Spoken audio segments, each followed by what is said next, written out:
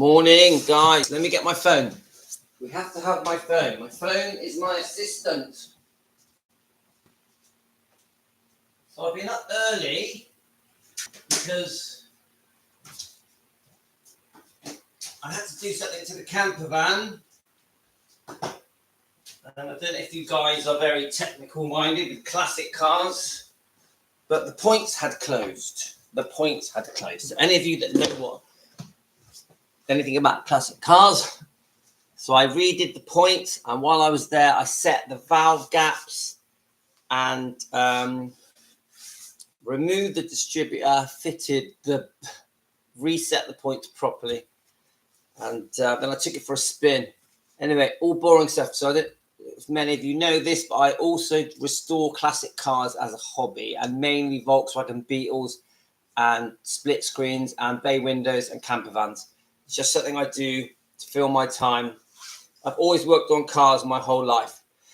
So someone sent me a message. I'm going to read it to you.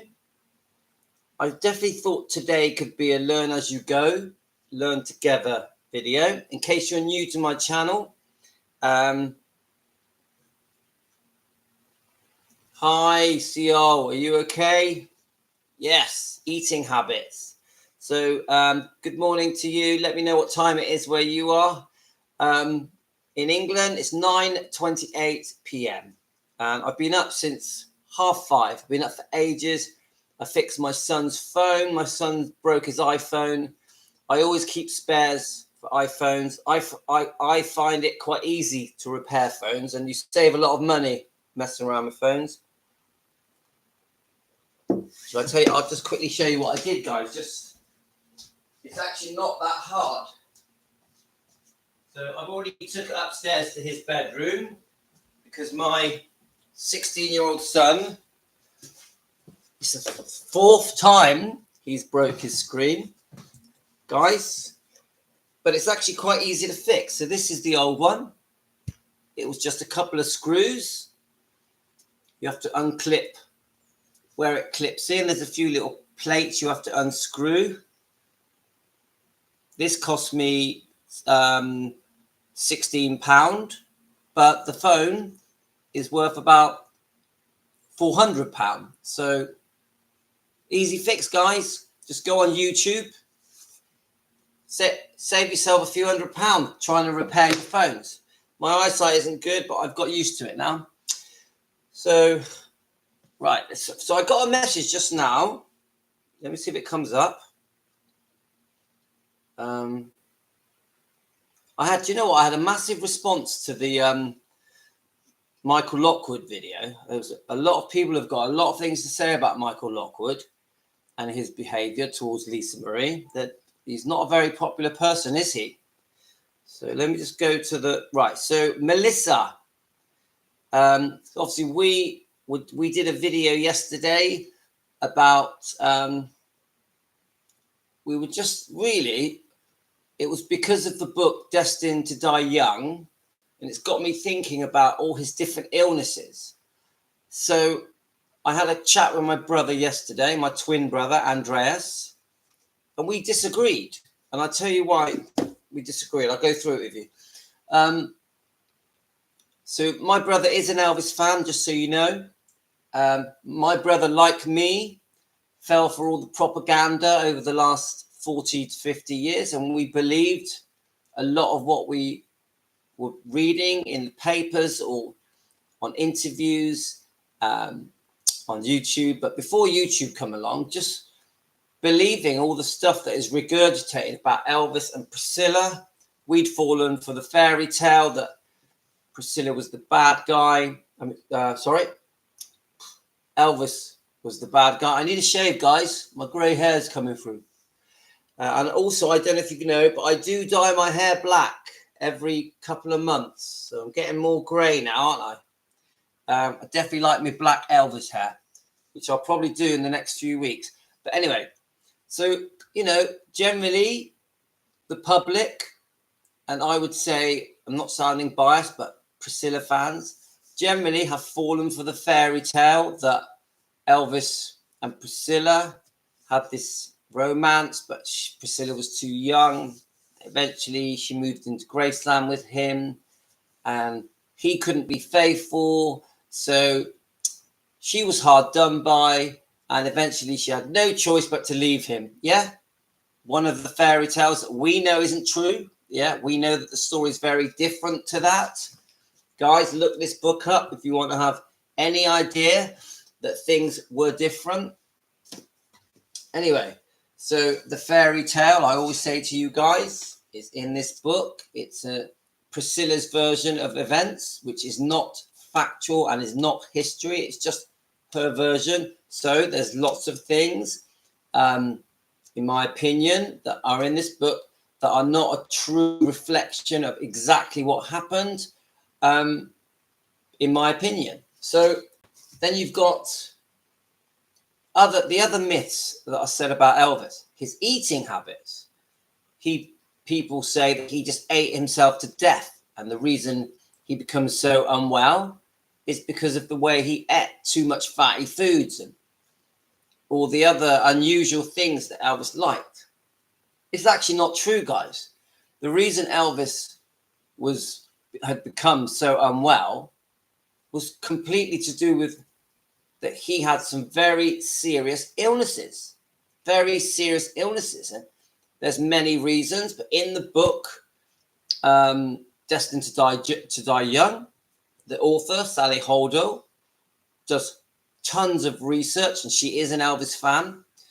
And she finds out that he was very, very unwell, and it could have been because of genetic problems. And actually, he wasn't fat in the way that we all think. Yes, his stomach had grown very swollen, and his internal organs and his colon were very inflamed, massively inflamed, because he had seriously bad constipation. He also had serious problems in his bowels as well. But not just that. She found out, I don't want to go into it too much because I don't know the ins and outs, but she found out that Gladys also suffered from these very major problems that could involve the lungs, the liver, the heart. Yeah. They try and blame Gladys's problems on drinking alcohol, but really, no, she also had these serious problems with her health. And they say there's a possibility that it could have been because Gladys's parents were first cousins, and that brings a whole lot of problems with it. So what I'm trying to say to you guys is that, so one of the things that we believe is that Elvis, we don't believe it, but one of the things that was said,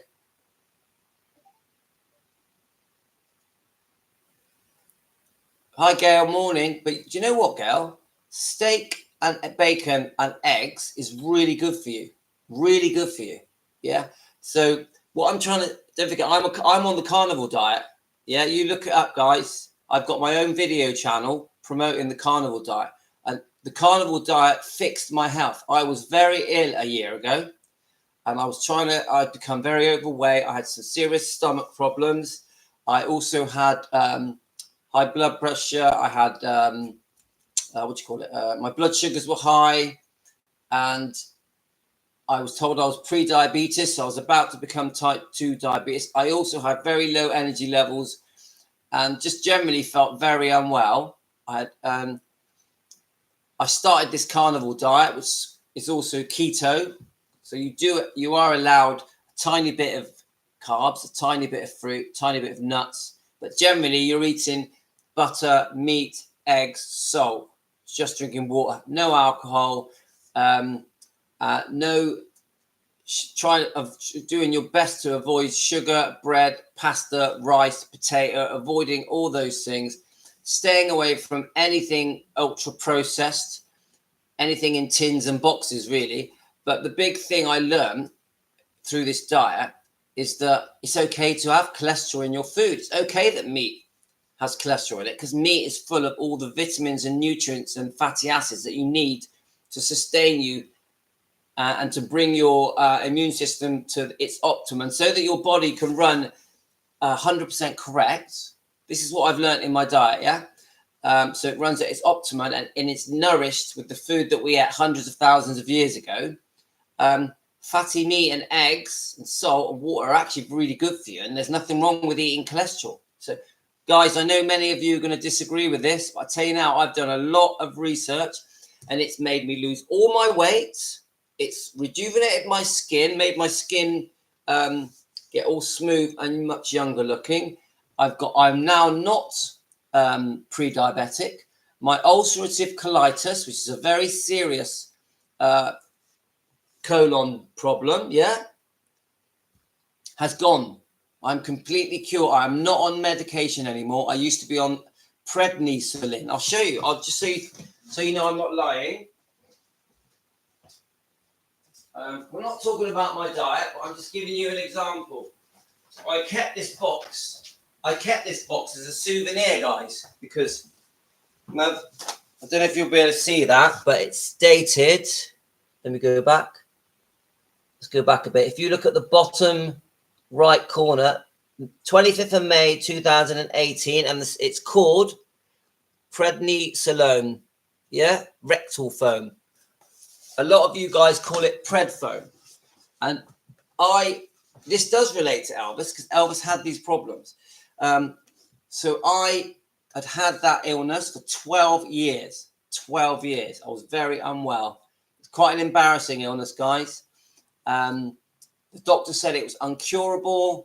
He gave me some horrible steroids to take, told me that there was no cure and I would have it for the rest of my life. This is like 12 years ago, guys. And I ignored the doctor, really, but what I would use this sometimes if I had a flare-up. And my point is this, guys. I went on this diet, eating, like Gail just said, eating bacon, steak, eggs. I stopped any sugar, any pasta, any bread. I stopped snacking. I only was eating twice a day. So at lunchtime, I was having eggs and bacon. At tea time, I was having omelettes and steaks and lamb chops, pork chops, chicken, prawns at tea time. And I did not snack in between. You're allowed salt. Salt isn't as bad for you as everyone thinks, guys. It's something you have to look up. Yeah, it's on. You just go on YouTube, look up Dr. Ken Berry. Dr. Ken Berry. There's a lot of doctors talking about this diet now, this carnivore diet, this keto diet. And anyway, within a month, guys, and I know it's hard to believe, my ulcerative colitis completely went away. So I didn't need this anymore. Yeah. My blood sugars went back to normal. I've had my bloods tested. I do not have high blood sugar anymore, even though I was just about to become type 2 diabetic. I've had my blood pressure done. It's completely normal. I've had an MRI because I was getting serious dizzy spells, very serious dizzy. And I had these dizzy spells for about 5 years. Yeah. All of it stopped. All of it.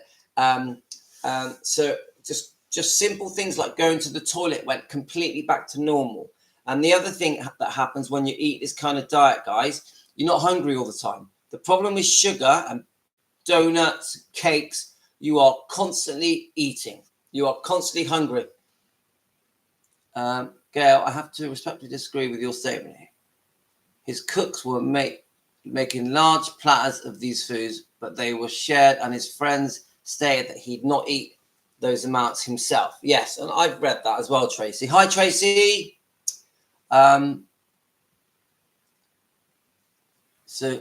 Philomena. Are you still there, Philomena, in Australia? Good morning to you. We've got CO. Tracy has just joined us. Anyway, Tracy, I'm not doing a diet program. What is, I thought I'm going to read this comment. So anyway, I've explained to you about how the diet has helped me, guys. So it's up to you if you don't have to believe me, but if you do want to look into it, just in case it helps you, because it's very good for people over 50, over 60, over 70, over 80, even 90. Tracy knows all about it because she's on this diet, and James is as well, but I don't think he's listening today. But if you do want to look into it, I highly recommend you go on YouTube and look up the carnivore diet. And the name of my Carnival diet, Carnival channel. It's Carnival Flexing Diet, Louis World. Carnival Flexing Diet, Louis World.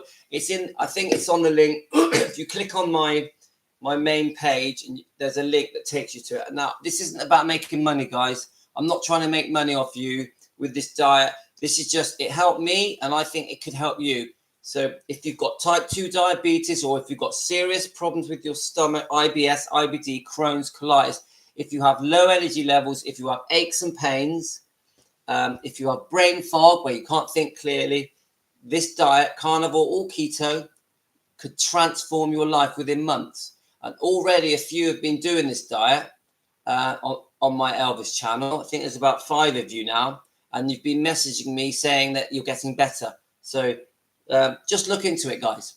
Right, so let's start looking at these comments. Right, so eating 1 pound of everything, that's why he got so fat.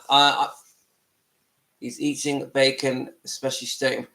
Until you look into the carnivore diet, you can't really understand what I'm saying. But, do I think Elvis ate a massive, giant plate of food? Don't know. We're going to look into it. I believe the cook did say Elvis did go through a lot of bacon, which puts on weight. Patricia, morning to you. Welcome to us this morning. Look, the carnivore diet for me was that you only eat twice a day. It was never about overeating. You do eat till you're full, and that stops you, and you'll find that the fat in the meat and stops you from feeling hungry all the time. The problem with sugar, it makes you, when you eat anything with sugar in it, it just makes you feel hungry all day. You just want to constantly snack, and you're always hungry. That's the problem. And even calorie deficit diets, they don't really work because you're constantly craving food, especially sugar. So, and remember, guys, bread, pasta turns to sugar in your stomach. Yeah, remember, a lot of people don't realize, even rice, guys. Fruit is full of sugar. If you have too much fruit, you can put on a lot of weight. So you're trying to minimize the amount of sugar going into your body and things that turn into sugar, because this is what brings on type 2 diabetes.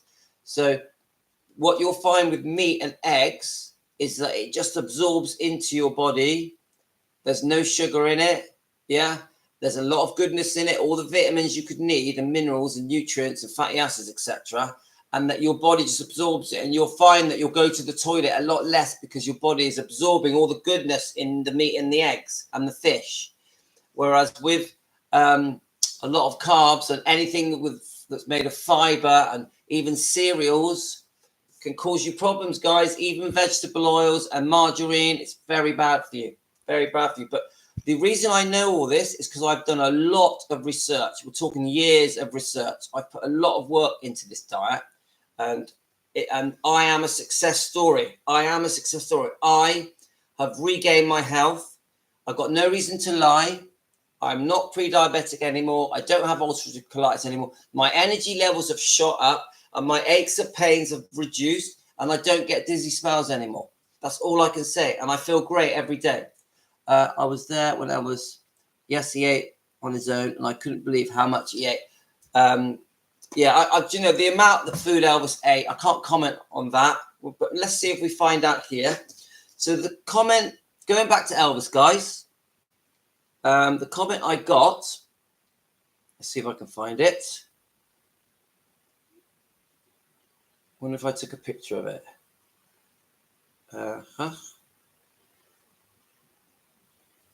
Let's have a look. Here we go.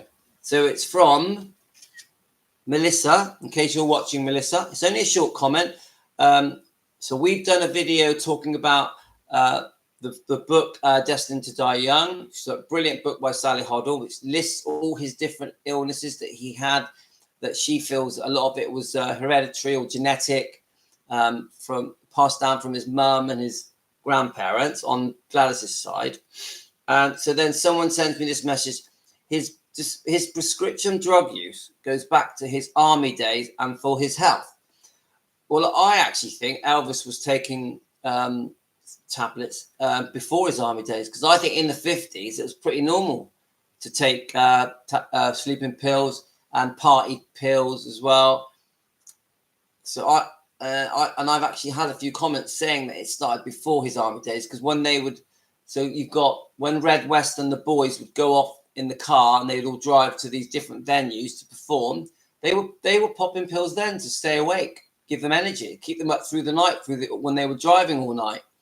So it also says we're going to need to hear what his own doctor and doctors were treating him with, etc. So the thing I watched yesterday said he had generally had about 3 doctors treating him for different things. We know about Dr. Nick. Dr. Nick did come along a bit later, who in the end became a very close friend of Elvis. But there is a dilemma here, because Elvis was loaning him money for business ventures, etc. So, when you're loaning your doctor money, it's not straightforward, is it? And then Melissa says, and then hear what his own nurse has to say about his health to get better understanding of what he was being treated for and where his ailments and how his eating and his exercise habits to get better, an overview. So I think what Melissa's basically saying to me is, let's learn more about him from the horse's mouth, the doctors, and any nurses that, and there's a few, isn't there? A few nurses on YouTube that talk about him. Let's just read some of these comments.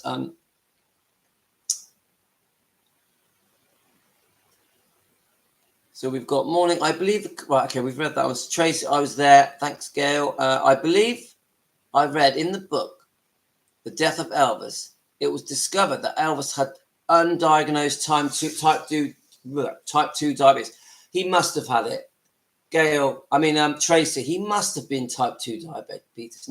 Based on what we know, because obviously we understand the carnivore diet, and when you're on this carnivore diet, most of us on it have done our research and we know what causes type 2 diabetes. And he must have. I would say he was always, Tracy, I would say he was definitely insulin resistant. Insulin resistant. Your body is not working properly.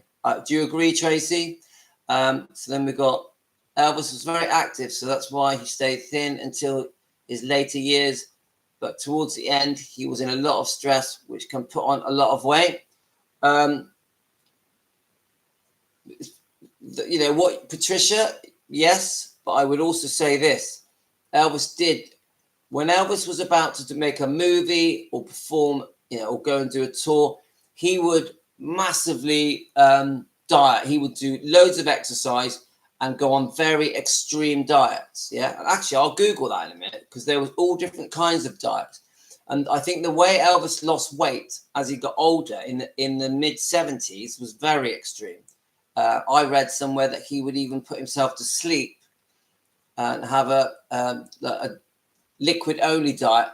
But I heard he was only having 500 calories a day when he was having these extreme diets. So his diets would do that.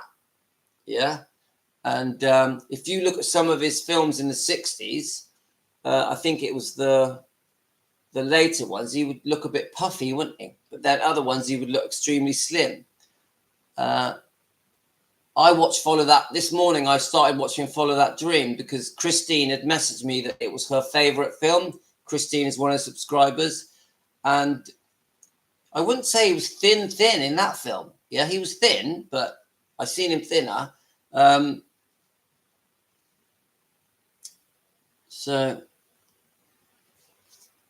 I wouldn't say he stayed thin as well, Patricia, because I think in public, what we would see, like on the movies and on the tours, but in between, he would put on weight. He would. And then he would do this crash diet and lose it. Yeah, I know that Elvis always did expect him to pay it back, but these loans, what I read, were over 25 years. So did he ever pay it back, Dr. Nick? But I'm hearing good and bad things about Dr. Nick. I'm hearing that Dr. Nick had an impossible task, and he was also the doctor for everyone that worked for Elvis. So when they would go on these buses and drive to where the movie locations were, someone said yesterday that he had, no, it was Charlie Hodge in an interview that he had like 85 staff, and Dr. Nick would have to look after all of them. I agree, Patricia. And he was taking 43 pills a day. Unbelievable. I agree, Patricia. He also wasn't as active in the last 2 years due to his colon and lung issues. Yeah. He was too unwell, guys. If you go by Destined to Die Young and other information I found out, he was very, very unwell. He doesn't appear to be fat. He was retaining lots of fluid and had a moon face from the steroids. Yeah, I agree with that. And I found some pictures. Let's see if I can find Elvis in Hawaii. In Hawaii, right? And this wasn't long before he died. Let's get it up. You know, that holiday that he went on. Let's see if it comes up. You know, when he took Ginger Alden, even Tom Jones was been on his holidays, haven't they? Let's just see if it comes up. You see him. I don't know if it's going to come up. He's playing a game. Here we go. Now, if you look at this, guys, you look at that picture there. This is Elvis. Let's go quite close. This is Elvis in 1977, not long before he passed away. Let me go even closer. He isn't fat. His legs are thin. His arms are thin. Even the top half of his body is thin. It's just his body. His stomach. And his stomach had inflamed, distended. Elvis wasn't fat at the end. Let's have a look at another picture. Here, I got another one here. Don't forget, he was just about to go on tour. This is March. Yeah? Now, you look at that picture, guys. I'll go nice and close. His legs are thin. His arms are thin. His shoulders are thin. His face is only a bit puffy. That isn't a fat, overweight man. It is a man, his belly has become rounded, where it's all inflamed. Don't forget, he's got serious constipation. I think he had some colon problems as well. So, like a bit like ulcerative colitis, I think he had IBS or IBD. And let's get another one. Oh, this is a great one. Right, here we go, guys. This actually quite clearly shows his belly. And I wouldn't even say that his belly looks massive. I would say, again, you've got slim arms, slim legs, slim shoulders, but the belly is sticking out. And caused by inflammation and caused by constipation, caused by the problems that he had with his, remember they say he had twisted colon. So believe it or not, guys, I know that this is one of the myths. Elvis was not fat. Now, in a jumpsuit, he probably did look fat. With the cameras filming him, probably made him look bigger than he was. But Elvis was not fat in the end. There's another one here. Yeah, he's having fun here. I love to see him smiling. Don't forget, this is months before he died. Yeah? On holiday in Hawaii. Would any of you call that man fat? Elvis was not fat. In fact, that's what I should be calling the title of this live stream. Let's just read some more of your comments, then we'll carry on. So there's 16 of you watching. Please subscribe, guys. Really important. Then you get a notification that I'm going on a live stream. Please hit the notification bell so you're reminded. 78% of you don't subscribe, and I think that it's important that we're subscribed here so I can sort of get to know you guys better. Or if you want to join, go ahead and join. And you can even buy me a coffee if you want. Right, let's have a look. I need to read your messages, guys. So good morning to all of you guys watching. Please comment so I can know who you are. We know we've got Gail on, Philomena, Maxine. Welcome, Maxine. Maxine, we'll talk about Dr. Nick because there's very mixed views on Dr. Nick. Yeah. Let's have a look. I've watched a lot of interviews with Dr. Nick, and obviously you know that he did have problems. They did try and sue him, basically, for what's the word? For negligence. But in the end, it was proved that they didn't do him for killing Elvis, but it was proved. I think he got a 3-month ban. But I do think later on, years down the road, other people took him on civil actions, and they found him, and he did. I think he did eventually stop being a doctor, didn't he? So he was definitely doing things he should not have done, definitely. But I also think that he took on an impossible task, Dr. Nick. It was an impossible task. Elvis was going to do what Elvis wanted to do. I really believe that. So Maxine B. Maxine, tell me where you're from. Yeah. Good morning to you. Right. So I agree. He also wasn't as active in the last year. And it says he does appear to be fat. He was retaining a lot of fluid and had a moon face strip. But if you look at the pictures I've just shown you guys, I don't think he was fat. Yeah. Now, was he taking slimming tablets? He definitely could have been. 100% he could have been. I would say almost definitely he was, but I don't know. Patricia, Patricat's place for Elvis fan. I think Patricat's got an Elvis channel, haven't you? So welcome to join us. I've watched some of Patricat's stuff on her channel. It's really good, guys. I highly recommend it. Give Patricat a subscribe. She's great. I'm going to be honest with you, Patricat. I hate reading books. I do have books, but I cannot stand reading. But I do know a lot about Dr. Nick. A lot. I've watched loads of interviews. I have read a lot about Dr. Nick on Google. I see him as 50-50. I see his bad side, and I see that he had an impossible task. We know that he even gave Elvis placebos to try and reduce the amount of pills that he was taking. So let's face it, no one really knew what to do. When Elvis was abusing the medication, no one knew what to do. Everyone was too scared to tell him the truth. I don't think even Elvis knew how unwell he was. And even if you look at the book Destined to Die Young with Sally Holdell, even she says that she doesn't feel that Elvis even knew how unwell he was. But welcome aboard, Patricat.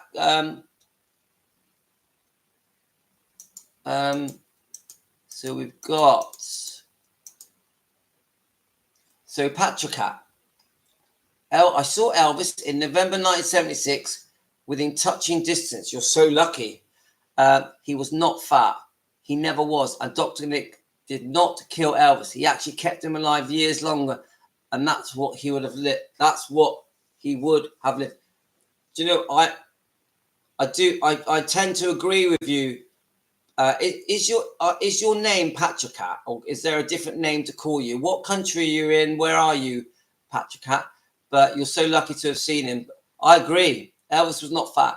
I agree. It's another lie. And don't forget, this is the whole point of this channel. We're here to defend Elvis, and we're searching for the truth. And look, we've got the horse's mouth here. We've got Patricat in November 1976.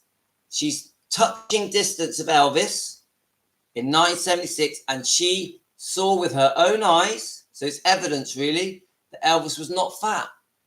It's a myth. Elvis was not this fat guy. So unfair. It's so unfair that he is portrayed in this way. So unfair. I would say that Elvis right at the end was trying to lose weight and excited for the future and was looking forward to the tour the next day.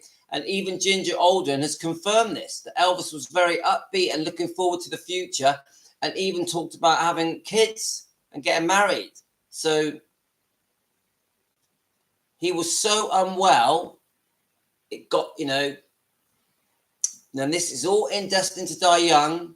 He was so unwell that in the end he felt wronged by his body. He felt his body had let him down. That's how Elvis felt in the end. Yeah, the holidays in Hawaii in May. Yeah. So well, on these, you say May, Gail, but on this, it does say March in Hawaii. Let me just show you. I don't know if you can read that. It does say March in Hawaii. March. Now, this could be wrong. Should we see if there's any other pictures showing him not fat? Let's have a look. Here we go. There's one more. Is that Jerry Schilling? I don't know. But look. One more. He's not fat, guys. He's not fat. Do you have to shout? Shout. Am I shouting? Guys, am I shouting? Right. Patrica, be nice. Morning, Maxine. Then we got morning, Patricia. All right. So is Patrica called Patricia? No. Yes. So it's Patricia. Morning, cat girl. I was detective and I was right. Let's have it. Right, Gail. I was detective and had acid thrown into my eyes looking after people like you. I'm confused. Don't know what that means. He died of constipation, but he had an enlarged heat, supposedly 3 times a heart. He had an enlarged heart, supposedly 3 times the size of normal. I don't know if it was 3 times the size of normal, but I know that if you look at Destined to Die Young, I think that the weight was, I'm just going from memory, that it should have weighed something like 325 pounds, but it was 525 pounds. But it's in her book. But the official autopsy isn't getting released until 2027, isn't it? Because Vernon wanted it sealed for 50 years. So the information we get isn't the actual autopsy. So we're going to find out then, aren't we? His autopsy stated that his weight was 250 pounds, 205 pounds, which was for a 6 foot tall man. It's not fat. It's not. You know, I've been subscribed for months. Love your channel. Oh, thanks, Maxine. Are you in North Hampshire? Near Silverstone. I'm in Weston-super-Mare, Maxine. Nadia, look. Hi, Nadia. I never hear my notifications. Do you mean the comments? No, I do. I have read some of yours out, Nadia. I do. Don't worry, I will, Nadia. I love your comments. They're brilliant. Very clever, intelligent, thought-out comments. Call out all the carbs 3 days ago. Worried a bit. Don't worry about electrolytes. Just have salt. Just have salt.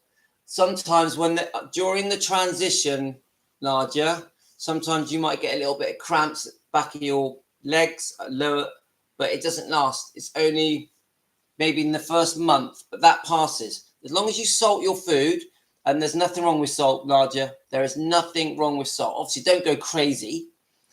Use the better quality salt, like sea salt. Keep me updated on it, Nadia, because I want to help on this diet. Yeah. So we have. Let's have a look. Tablets for everything in those days. Yeah. I think it still is now, Nadia. Tablets for everything now. My wife tells me about all the different tablets that her friends takes for different things. And I'm like, they shouldn't be taking any of it. Keep it natural. You don't need all these weird medications, guys. They've got very bad side effects. And all that ends up happening is that you need to take 2 or 3 times as much because you start getting used to them. Just don't do it. I don't take anything. No, I'll have paracetamol. That's it. For a headache. That is all I will take. And even ibuprofen, it's not good for you guys. It's bad for your liver. Don't touch it. Just call me Dr. Louis. Naja, good morning. I was on the holiday, but seeing Elvis up close to see him was awful. It depends, doesn't it, Gail? Because if you're up close and he's wearing that jumpsuit, which was too tight on him, and he would also wear corsets, wouldn't he, to try and hold in his belly, and you got the lights bearing down on him.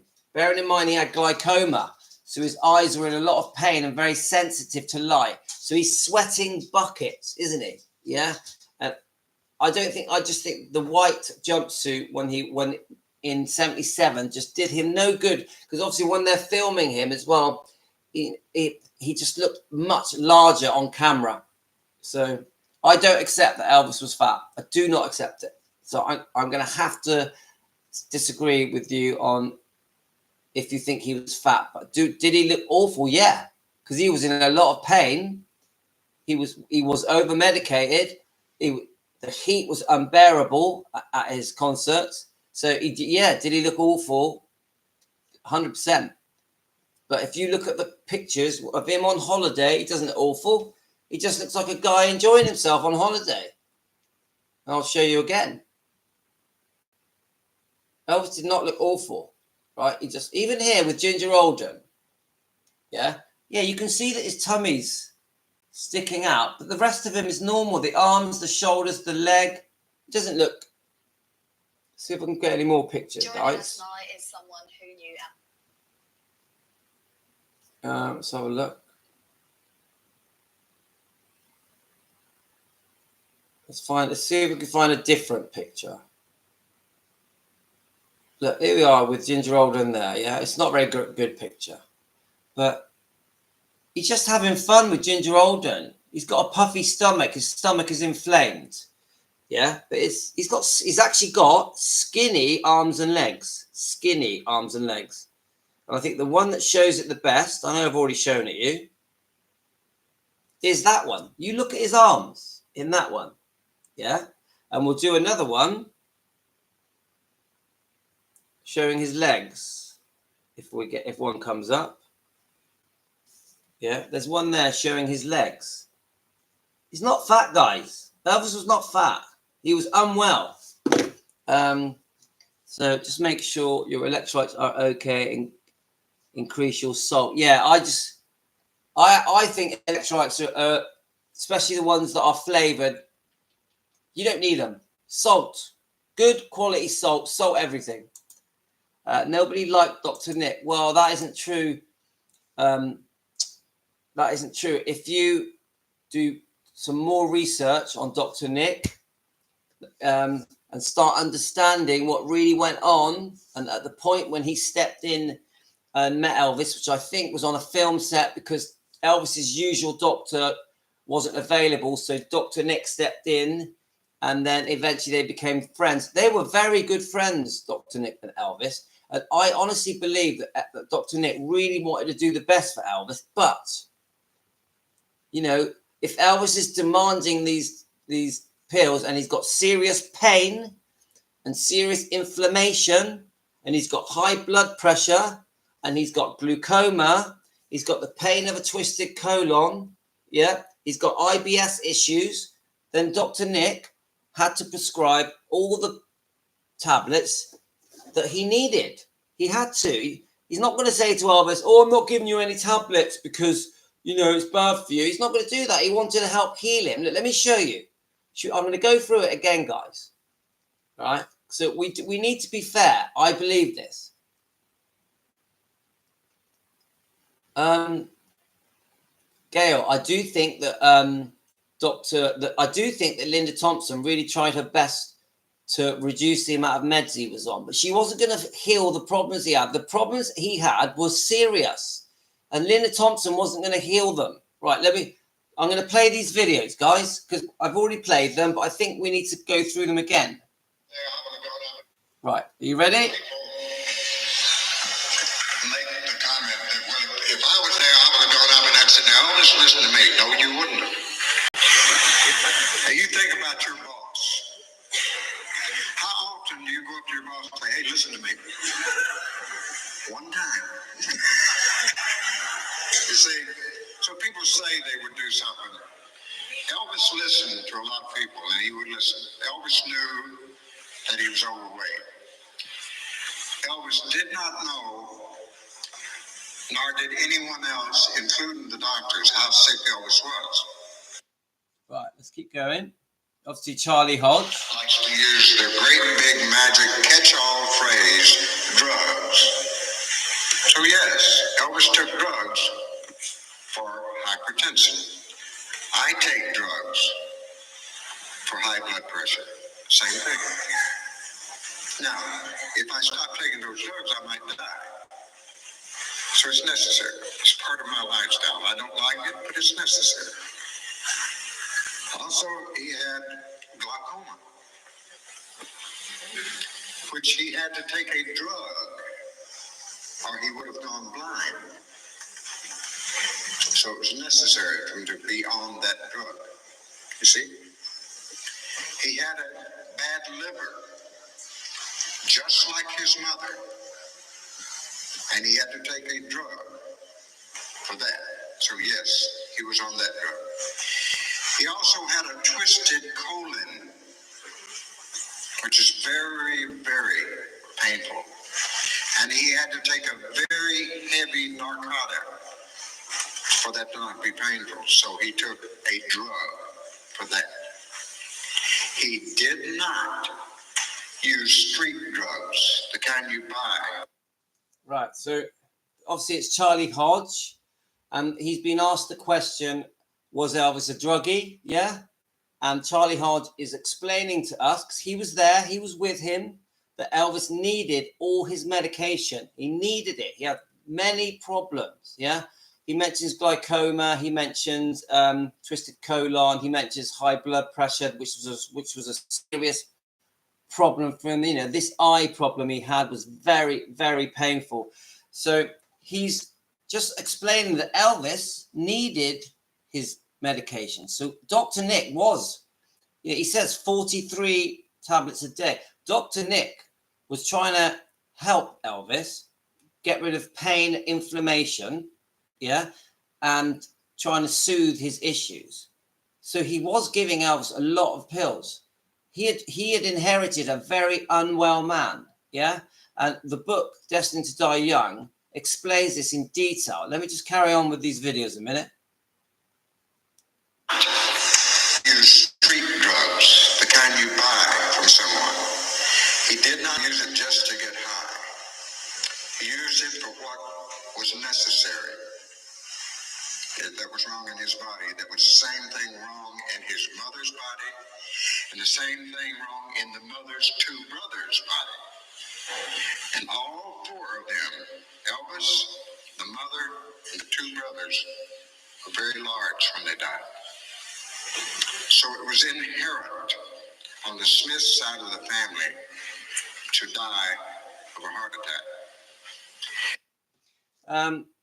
Well, there's a few more. Naja just said, did you hear that Dr. Nick tried to get Elvis operating on his colon?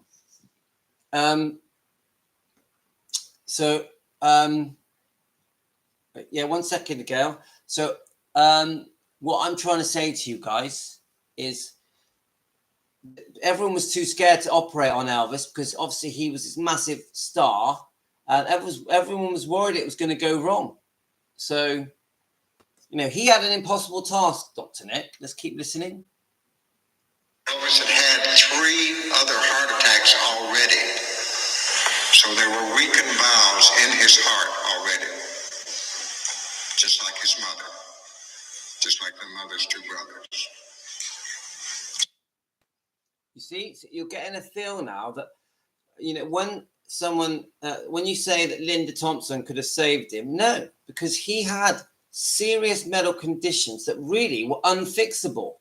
He had become so unwell that they were more trying to ease the pain he was in and soothe his problems. There was no fixing Elvis in 1970, I would say in 76, 77. The best they could do is medicate him to try and ease everything. Yes, he could have improved things by eating correctly and obviously exercise, but there was no fixing Elvis. Yeah, he was a very, very unwell man, and the book Destined to Die Young says all this. So let me. So that is why Elvis took those things. And could we have done anything about it? What do you do for a man that has high blood pressure? Except see that he takes his medicine. What do you do for a man who has glaucoma? Except see that he takes his medicine or drugs. You see? What do you do for a man who has a twisted colon? Except see that he takes his drugs so he won't have the pain. So what would you have done? You would have made sure he got his drugs so he wouldn't be in pain. You would have done the same thing that everyone working for Elvis did. Make the man happy.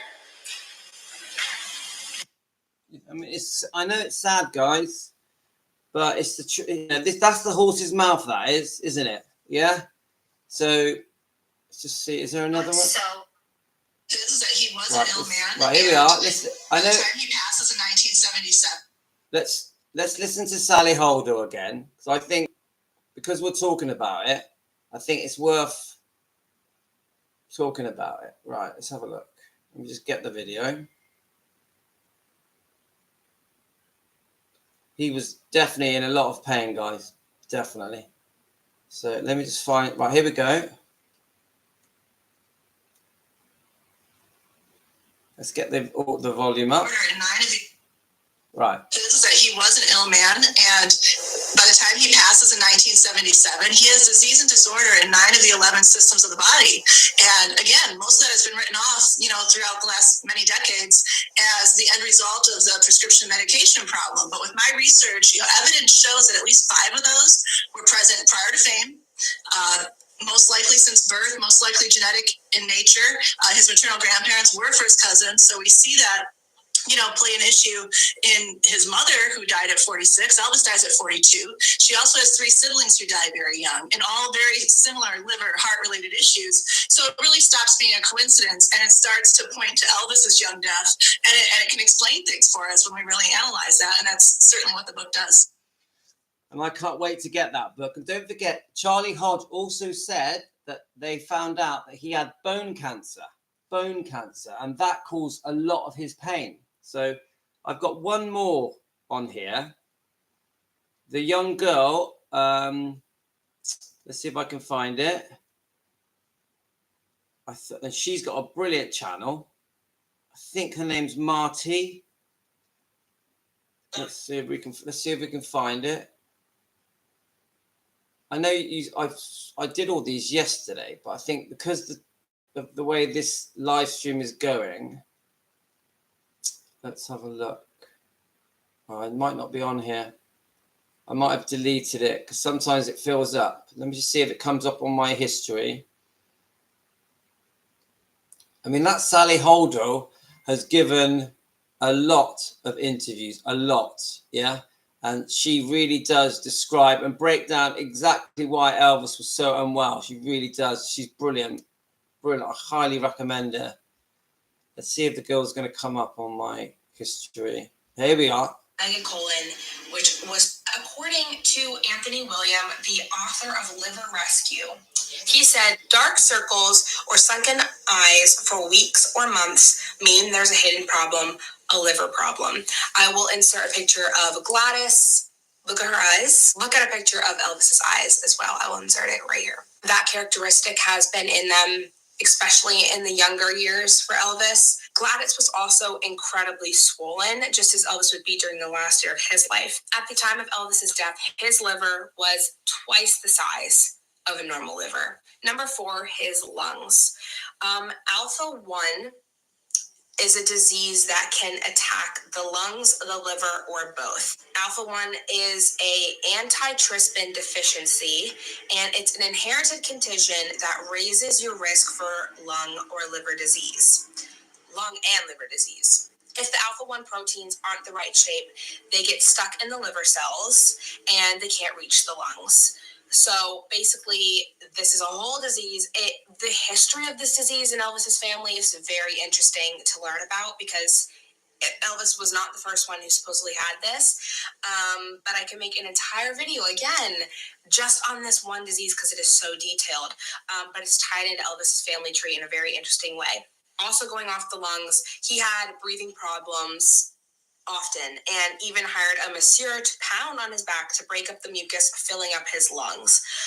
Labored breathing led to his lips and stomach distending because he was swallowing a lot of air to get more oxygen. So another swelling kind of thing that no, it wasn't because Elvis was fat and he ate too much food. His bowels. So this one, when I was talking about in the beginning of this episode, it probably was, I don't know, maybe it wasn't embarrassing for him. Maybe it was just something that was part of his life from literally an infant. So he was used to it, but it can be seen as something very, very embarrassing, especially when you're talking to people who don't, who think that Elvis is just like this guy in leather that is just so awesome and so cool and so sexy or whatever. When you learn that he has these kind of issues, I can see why Elvis would be like, oh, no, you can't. I don't want them to know. Elvis struggled majorly with constipation. He would be left feeling unbearably uncomfortable for days and days, and it bothered him so much that he even included it into his TCB pledge, which reads, more self-respect, more... So, guys, just so you know who that girl is, she is Mary Patricia. Mary Patricia. Highly recommend you subscribe to that girl. I'll spell it. It's a bit blurred, so I'm going to spell it for you. So it's just normal Mary, M-A-R-Y, and Patricia, P-A-T-R-I-C-I-A. And her channel, she's definitely an Elvis fan, is amazing. Amazing. I highly recommend her channel. I'm just going to let the dog out quickly. I'm going to warm up my coffee as well while I'm at it. Right, go on then, dogs. I'm going to warm up my coffee because my coffee's gone cold. While I'm here, hope you don't mind, guys. The dogs are going to have a little bark.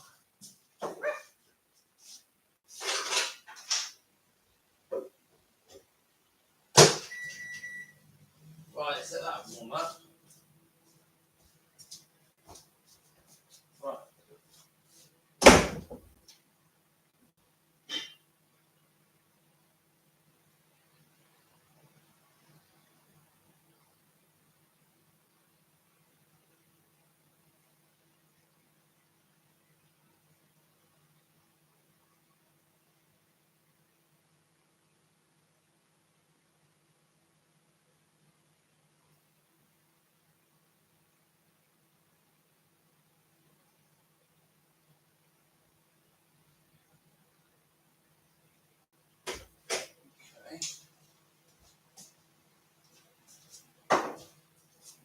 Right, come on, dogs, you're coming back in.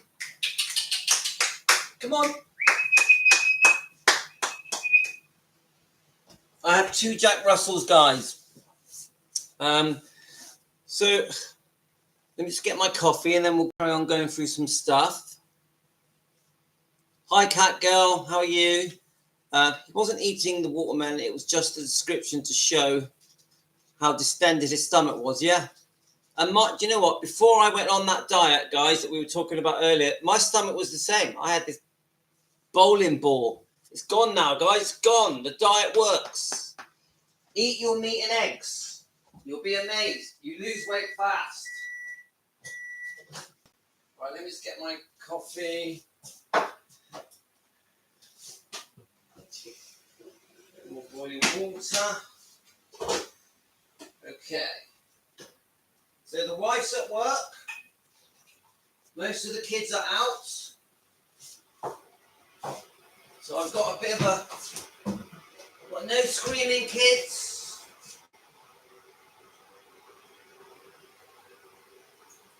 And the other thing, guys, if I do use milk, I use full fat. Fat is good for you.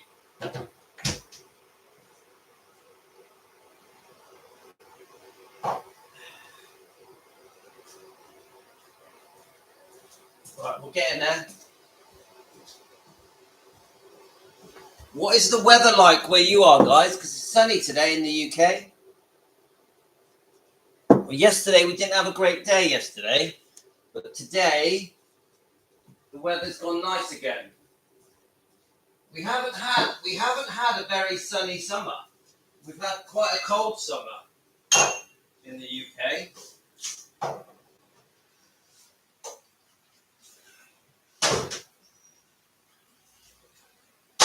Okay, we'll sort it. We must have our coffees. Keep us. You can't beat a nice coffee when you're chatting on your Elvis channel. I'm back. Sunny, where you are, Nadia. Right. The butter coffee, Nadia, you literally just get a black coffee. You put a big dollop of real butter in it. You get a whisker, like electronic whisker, a blender, and go.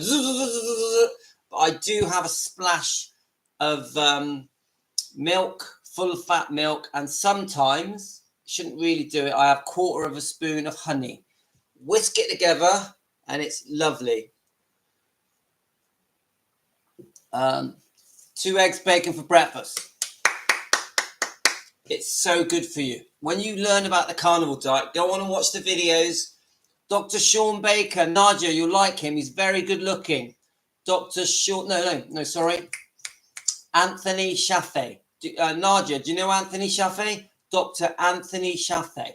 Eye candy. You will like him. He's very handsome and very, very clever. And he will tell you everything you need to know about the carnivore diet. Everything. But he's...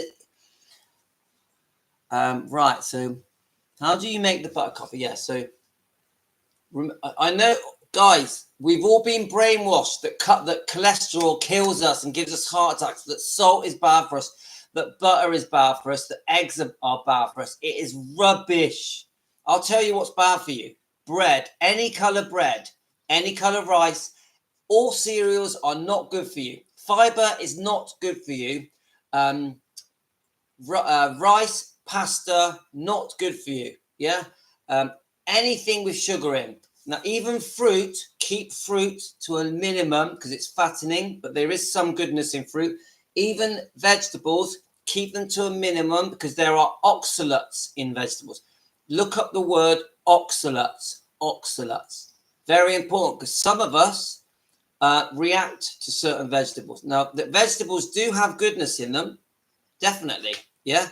Like avocado oil, olive oil, coconut oil is really good for you. But oxalates in vegetables can cause serious problems. Serious problems. So you look it up. Oxalates. Even when I read about it, I was shocked. Shocked. We all think that salads and fruit and veg is really good for us. Not for everyone. Some people react to vegetables. I react to bananas and potatoes. If I eat a banana or a potato, I will be on the toilet the next day. My body doesn't like bananas and potatoes. If I eat pasta or rice or bread, I will be sat on the toilet all day. I have to eat meat, eggs, fish, omelette, salt. Then I'm completely normal. Right, anyway. Thanks, y'all. Hi, Louis. Not sure if you saw my post a minute ago. I'm Gina in Melbourne, Australia. You asked. Yes, Gina. You're in Australia. It is you do have an Elvis channel, don't you, Patrick? Because I've watched your channel. Am I correct? Because I'm pretty sure I'm subscribed to your channel. And nice to meet you, Gina. Nice to meet you. And welcome to our little family. Now, our channel, the point of our channel, we're a family, is we are here to search for the truth for Elvis. And we are defending Elvis. And all the mistruths that are being said about Elvis from many different people, not just Priscilla, we are trying to find those mistruths and get to the real truth, so that the people, the public, can find out the truth about Elvis and not all the lies. For example, today we're talking about the fact Elvis's medication. Elvis was not a druggie, but did he abuse his medication sometimes? Yes, of course he did. We know that. But he was not a druggie.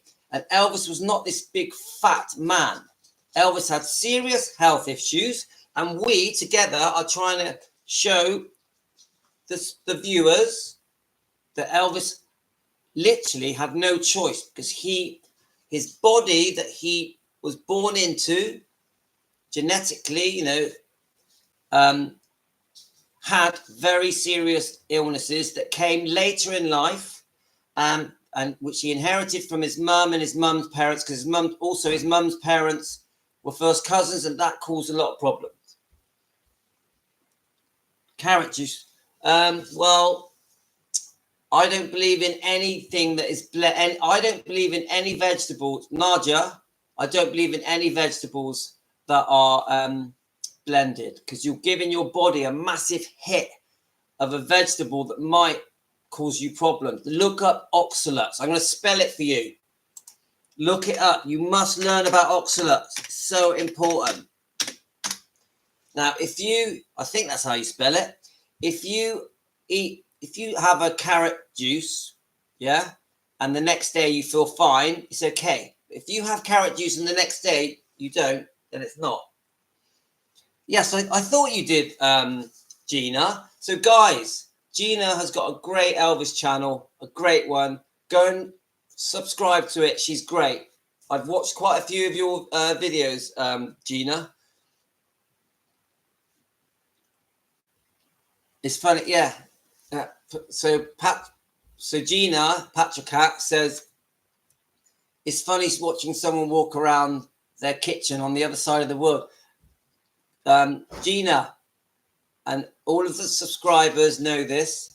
If you're on my channel, you're part of my world. You're in my kitchen. You got the kids climbing all over me. You got the dogs jumping around. You got the postman coming, and lots of my wife in and out. I've got 5 kids. They're all in and out. So this channel you are brought into my world big time.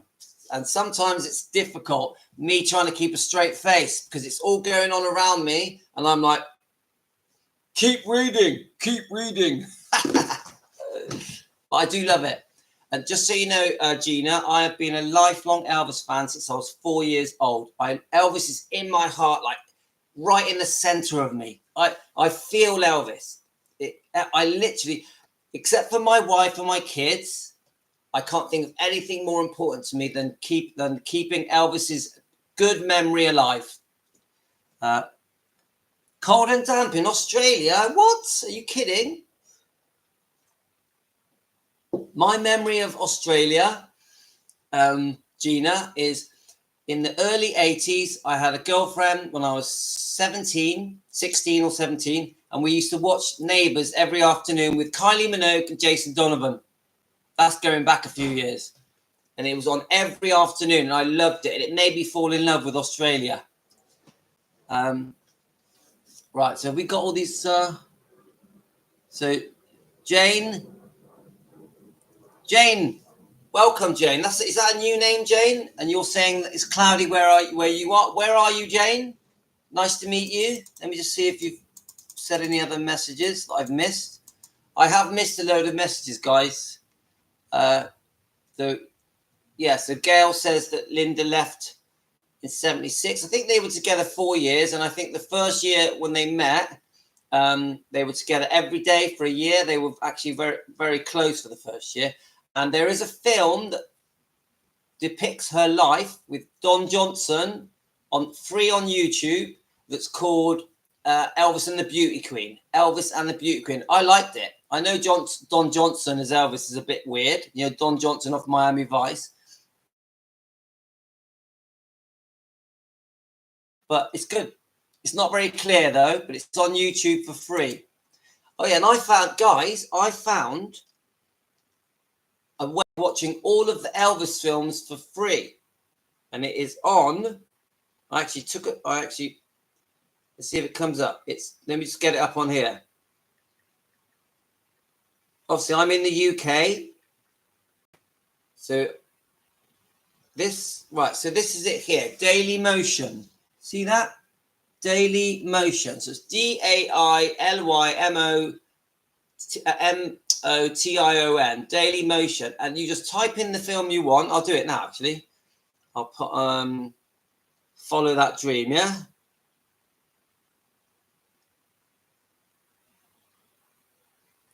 Let's see if it does it. So follow that dream. I watched it this morning because Christine, one of my subscribers, said that it was one of his best films because she liked it because he felt that he was more natural in it, and that Billy Smith, his cousin, Elvis's cousin, said that was, you get a real sense of the real Elvis in the film Follow That Dream. So it made me want to watch it. Quite a cute film. Right, see, look, there we go. I'll press play on it and I'll just see. So Follow That Dream, yeah.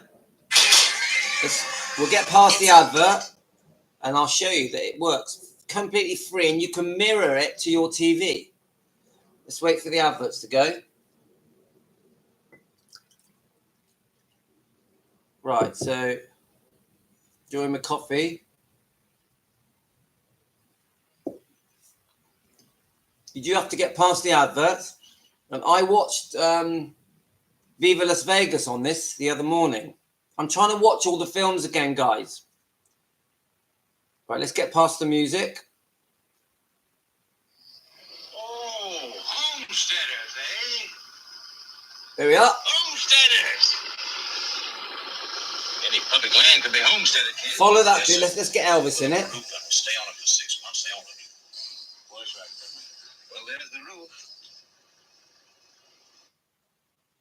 Here we go. I'm sorry.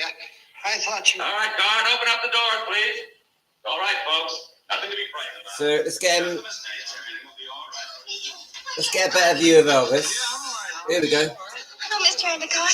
Hello, dear. Well, maybe you can tell me what this is all about. I don't know. It just seemed to happen all at once. Well, So every single movie, all 31, you know, not. I actually think the other two will be on there as well, the documentary ones, for free on Daily Motion. But this is in the UK. Someone told me that in America, you guys are getting these films free on Tubi. Tubi. Tubi. Is that correct? Let's just catch up with your messages. Well, I tell you what, you say that, Nadia, I'll go back for you.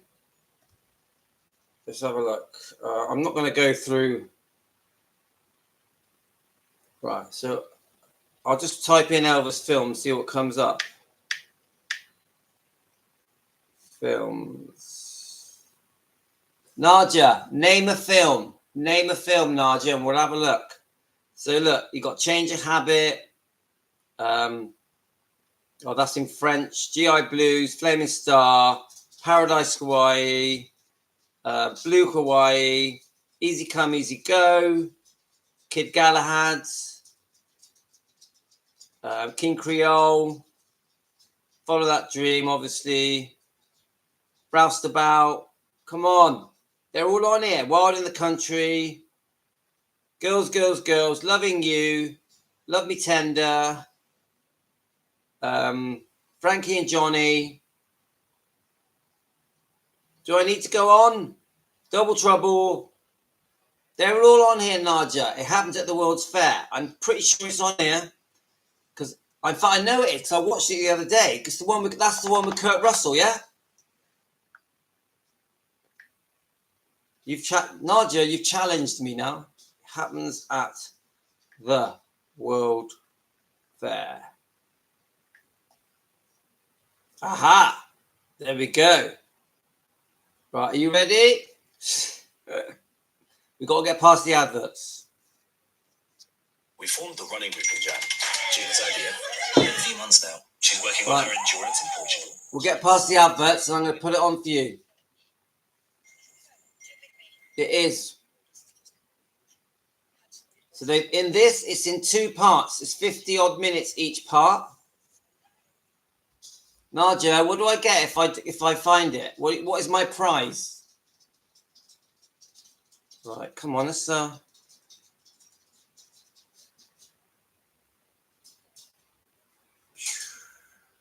here we go, it's coming. It might be music. Let me just stop the music. Right, let me just get past the advert.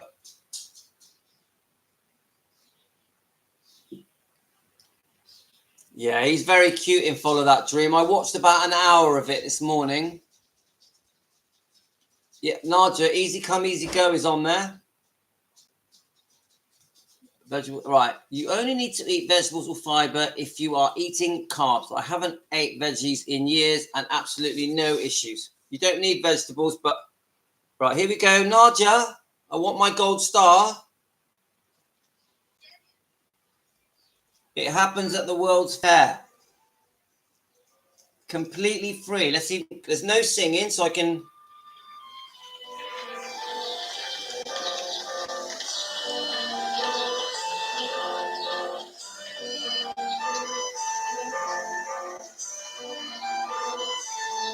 It's working, Nadia.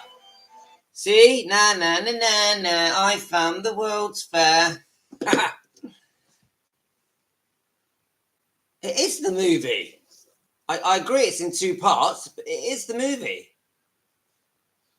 Look, Sean, get back on the ground. This is no place for a kid, and you know it. It'll have to do, buddy. Gym time, Danny boy, gym time. Now go to the dressmaker. I'm just spinning. Nadia, I'm just spinning past it. This is part two, this one. Hey, boy, you're... Come on, just tell me I'm right. Say, Louis, you're right. That'll be 560. Thank you. I'm just Nadia. I'm just teasing you, but you can. I think more or less every movie is going to be on there. Right, there was. Let's just make sure I'm not missing. So Wicked Felina, hi Felina. You okay? Gal, laugh at lads. Let's have a look. Between the kids, coffee dogs, Elvis might get a look in. Gail, you did get upset with me yesterday because you got the wrong end of the stick, didn't you, Gail? Is that right? You thought I was going to badmouth Elvis, and there's no way I will badmouth Elvis. So you got a bit annoyed at me. Is that true, Gail?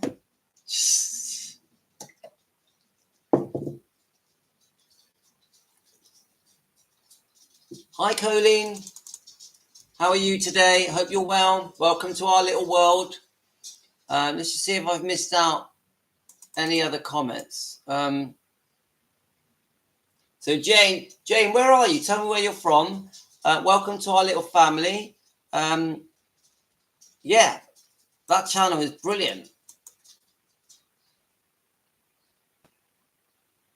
Shame you never saw him. I am so sorry that so many diehard fans missed out on seeing him. Thanks, Gina. Right, so we've got Felina just popped in. Elvis didn't like fish and wasn't crazy about vegetables. Not good when you have issues with constipation. Very uncomfortable. Yes, well,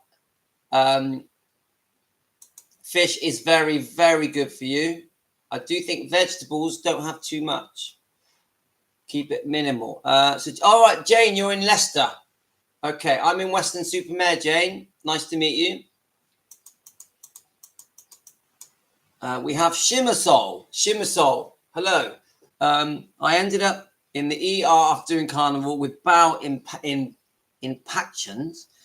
Well, I will say this. There is a transition period. So when your body is used to living off sugar, bread, carbs, rice, potatoes, and the next hit of sugar, and then you are transitioning to living off fatty meats, fish, and eggs. There is a transition. There is. It's about 3 or 4 weeks while your body gets rid of the addiction to sugar and starts living off the fat and the protein that you're now eating, and then everything goes back to normal, but you've got to give it a few weeks, 3-4 weeks.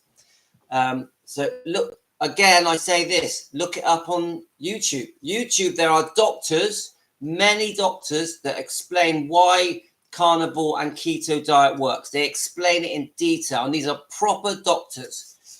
Let's have a look. Anyway, so I did find a link. I don't know what it's going to say. I just quickly clicked on it, and it's just a link And I'm not sure if this link is going to be a nice. I'll start reading it. It's to do with what Elvis's diet was. There, no more. No, we're on the Elvis thing. We're on the. Are you still in a mood with me, Gail? Right. Now, the reason I've mentioned the diet, Gail, is because people are saying comments. So I'm just replying to the comments. Right. So let's just see what this link says. So the diet. I just started following a doctor on YouTube about a month ago, and I lost 22 pounds. Oh, well done, Colleen. Which doctor was it? Which doctor was it? I'd be interested to know who that was. Right, and that, well done, 22 pounds. That is amazing, Colleen. That is amazing. You should be proud of yourself. Dr. Living Good. I'll take a picture of that. I'll look him up. Colleen, because I find all that stuff very interesting. Right, let's go back to this link. So the link is related to Elvis's diet. Inside Elvis Presley's disturbing diet that eventually turned lethal and added to his death. Now, I just want you to know, guys, we're here to defend Elvis. So I'm going to read this. And if I don't agree with it, we're going to butt in and say stuff to stick up for Elvis, okay? Right. Did you know that Elvis was born right, it's Felina. Hi, Felina. That Elvis was... Felina, I was watching one of your videos last night about Priscilla. Just so you know, guys, Felina has her own channel, and she did a really interesting video, I think about a week ago, on Priscilla Presley. Is that right, Felina? And I was watching it. It's very interesting. Right. So did you know that Elvis was born with constipation issues? He had no nerve endings in his colon. He needed fiber, but didn't like vegetables. That is what you're referring to. I didn't know that. No. I know that he had serious issues, and this is why I need to get that book. I need to get that book, Destined to Die Young. I still haven't found it yet. Elvis Presley was known for his love of food, but his diet took a dark turn in his later years as he battled chronic constipation and his eating habits became more extreme.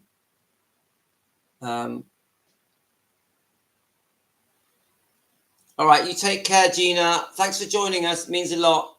Goodbye, Gina. Have a great day. You're always welcome to our little family, okay? So the king of rock and roll had a disturbing diet and eventually became deadly, leading to his death. Well, I don't know. We'll see about that.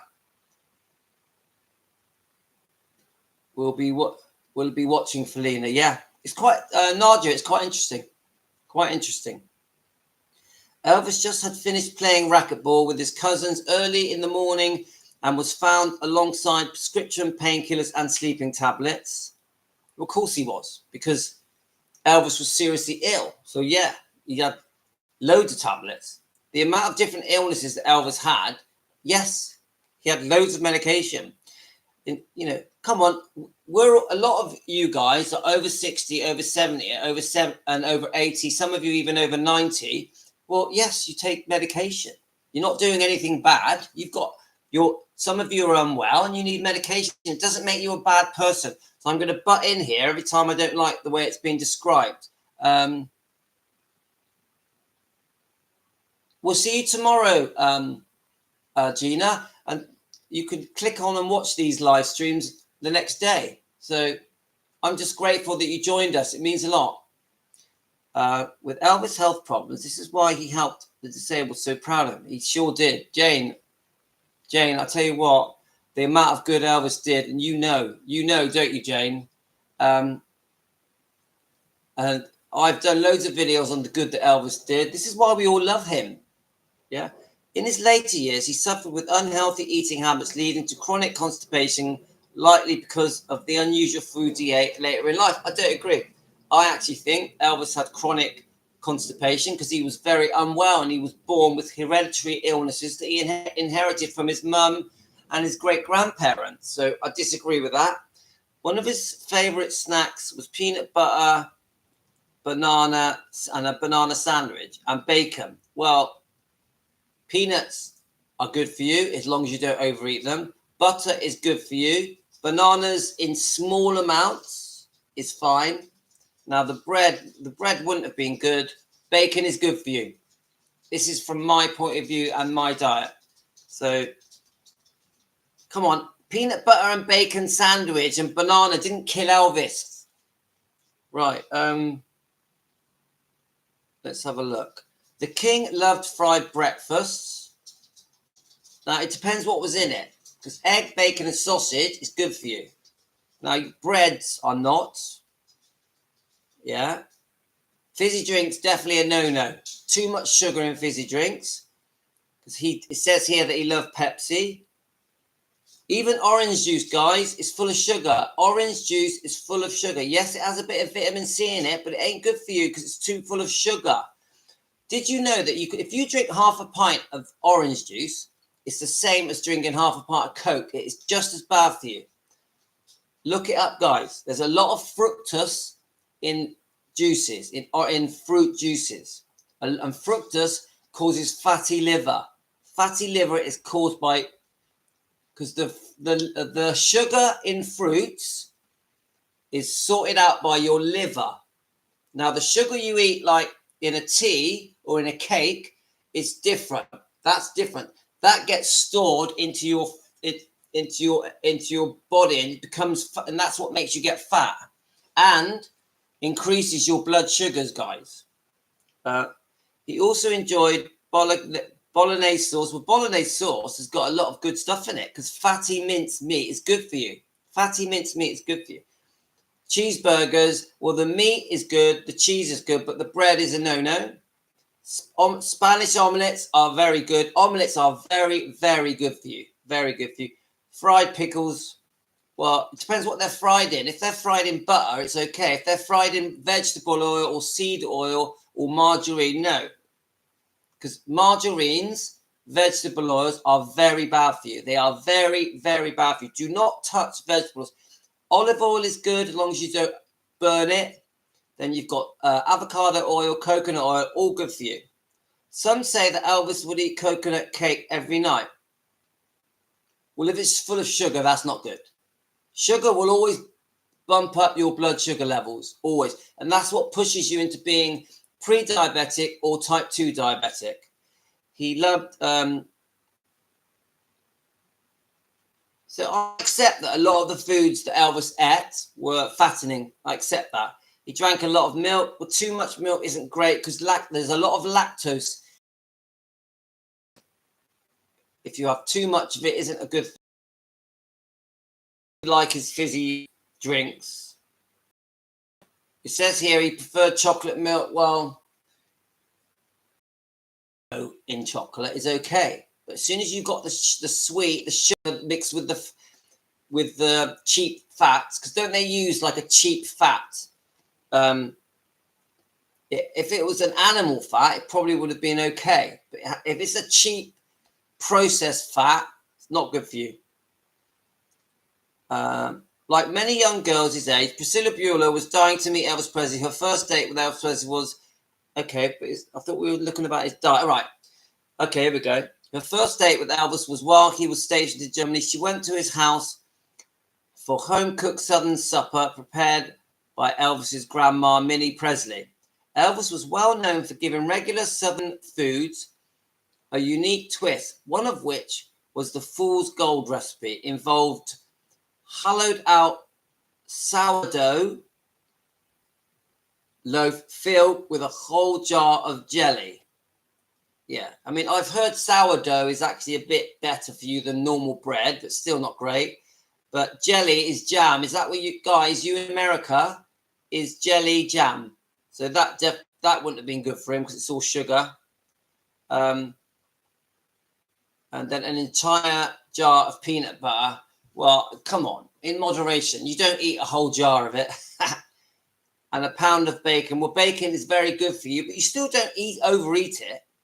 You don't eat a bloody giant pile of it. You eat it in moderation. Right. So then it says, so the tabloids in the 60s even had the Pepsi was delivered straight to Graceland in dedicated lorries to cater for Elvis's sewing fad for consuming several cans with each meal. No, it's really bad for you. Fizzy drinks are bad for you, guys. You're drinking sugar. You're drinking sugar. So then you've got Spanish omelets. Well, that's good for you. Very good for you. And it's saying here that he craved Spanish omelets. One of the most startling stories came when Elvis admitted to the hospital with colon issues and pleaded with the chef, Mary Jenkins, to smuggle in food that was disguised in clothes. Okay, I've heard this story. In her book, Elvis, The Way I Knew Him, she shared Elvis requested, I want you to fix me some Kraut Weiner sandwiches. I don't know what that is. Kraut wine. Sadly, Elvis died from a heart attack because he used too many drugs. No, Elvis died from a heart attack because he had very, very serious illnesses, extreme serious illnesses that affected the lungs, the liver, the heart, and his colon. That's what killed Elvis. So yes, he was on heavy medication, trying to soothe the pains, trying to ease the pains. But yes, we know that he also used sleeping tablets and uppers as well, which wouldn't have been good for him. Serious side effects. We can't just ignore the fact that Elvis was unwell. So when I read these write-ups that call Elvis a druggie and say that he was a binge eater, living on burgers, I don't like it because they're not telling the story. What they should be saying is, did you know Elvis had very serious illnesses, extreme illnesses that affected the liver, the heart, the lungs, the colon, and other things, his blood pressure, and his blood sugars. Because of it, he needed extreme medication to try and ease and soothe these problems and the pain, taking as many as 43 pills a day. And that's what led to his heart attack. That's what led to further health issues. That's what the press should be saying, guys. They shouldn't be going, oh, he was a fat druggie dying on the toilet. It infuriates me. The people deserve to know the truth, guys. To the press, to the media, to the tabloids, to the magazines. Tell the truth. Read the book, Destined to Die Young. Read it so that you can then tell the world the truth so that Elvis doesn't look so stupid. Because the press make Elvis look stupid. They really do. It drives me mad.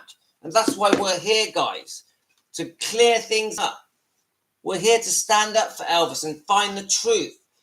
United, we search for the truth, don't we, guys? Because we know the truth, because we're the fans. All right, let's just read some of these. Sorry, guys, I got distracted, so I've missed a lot of comments.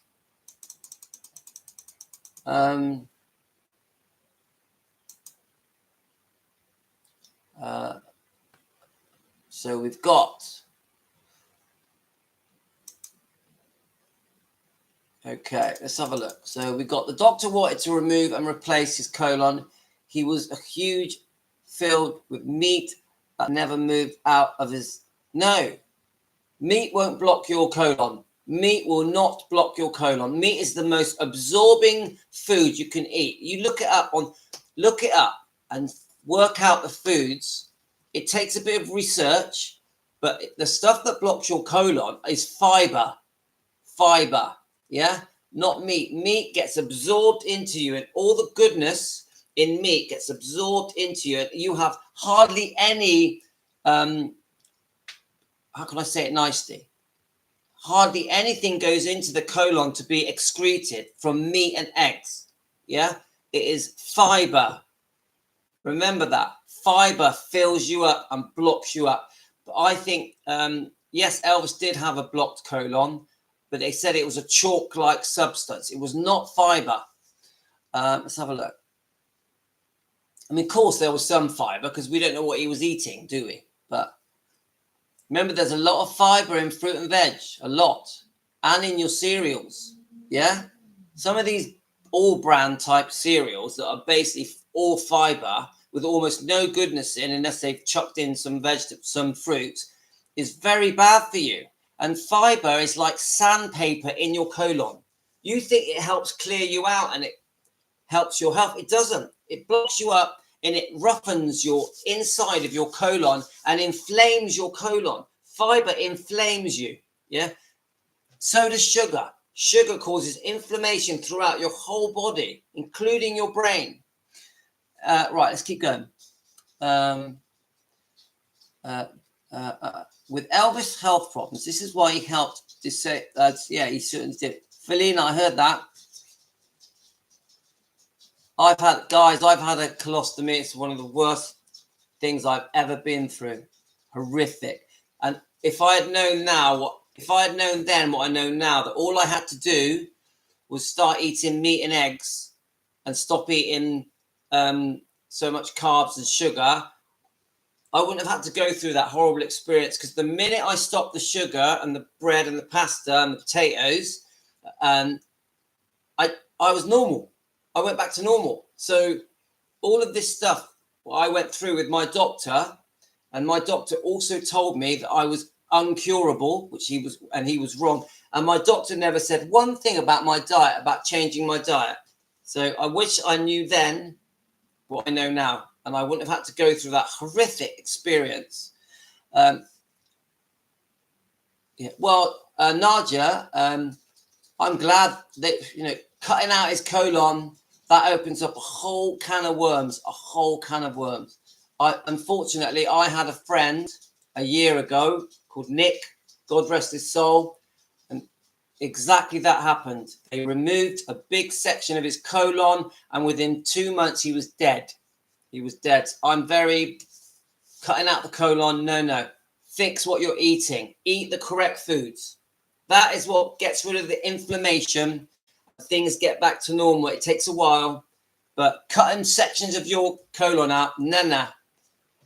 Only if it's really damaged and really diseased. I'm no doctor, guys, but my friend died, and they removed his colon, a big section of it. It was his large colon, to fix him, and it killed him.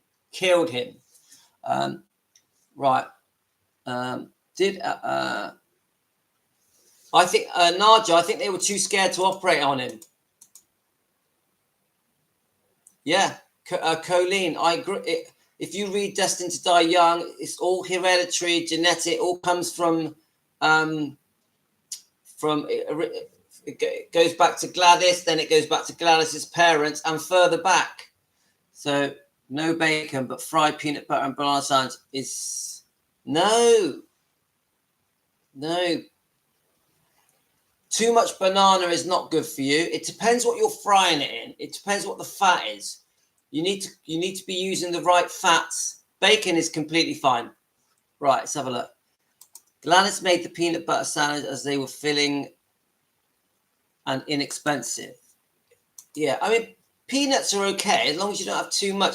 It depends what the butter is. If you're using real butter, that's fine. If you're using these fake margarines, these fake oils like vegetable and seed oil, it's not good. Elvis did a lot of good for the world. Elvis brought a lot of joy to the world. He sure did, Teresa. You are so supportive of Elvis. Every time you comment, you say something lovely about Elvis, Teresa. Thank you. I still is on. It's freezing here. It's Queensland. Hi, Gail. I can't believe that Queensland is cold. I can't believe that. So England's sunny and Queensland in Australia is cold. So is it your winter? Gail, is it your winter in Australia? I couldn't buy any salami or cured meats at the shops yesterday. They have added sugar, even the organic ones. Yeah, well, Nadia, it depends how much. If it's a tiny amount, it's okay. Yeah. The most simple meat to buy is, I would say, is lamb and steak. Those two things. You don't have to buy the expensive cuts. I think you say about the sausages are okay. There's loads of different sausages, all different blends of meats and fats, all blend. If it's got a tiny bit of sugar in it, it's okay. It's okay. Don't go too extreme with it, Nadia. Get a balance, yeah?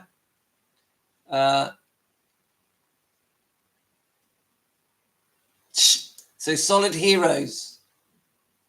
Remind me of your name. Is it Gio? Is it Gio? Fry the peanut butter banana sandwiches in beer fat. Bear fat. That will get you going. Bear fat? Does that exist? Bear fat. Always, yeah, real butter. Come on. But butter does have calories in it, so not too much, because you're if you're on a diet, things like butter and fruit, which I do eat, you won't lose weight.